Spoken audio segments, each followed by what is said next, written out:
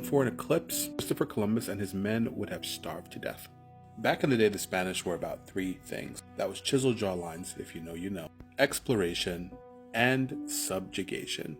Because of exploration, the Spanish had a very thorough knowledge of the stars and how to get from point A to point B using them. On his last voyage, he goes back to Jamaica and he's like, we don't have any food. Where's all of our food? And the natives are like, we are setting boundaries. We don't like the way you and your men are treating us, so we're not feeding you anymore, and maybe you'll just leave.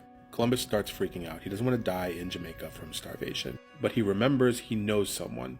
And that someone was Abraham Sakuda. He was a rabbi, a scientist, a mathematician, a doctor, all of the above. But most importantly, he was an astronomer and an astrologist. And he wrote an almanac about the moon and its position and how it would look in the sky.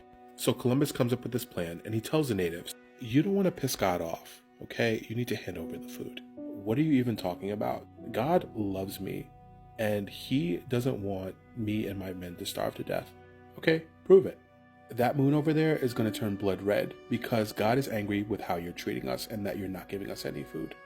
If that moon turns blood red, we will give you food.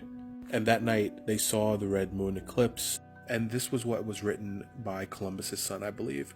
With great howling and lamentation, they came running from every direction to the ships, laden with provisions, praying the admiral to intercede by all means with God on their behalf, that he might not visit wrath upon them. Now, Columbus knew how long the eclipse would last, 48 minutes. The natives were begging him, essentially, to ask God to not bring wrath on them. So he took his hourglass and he started to pray.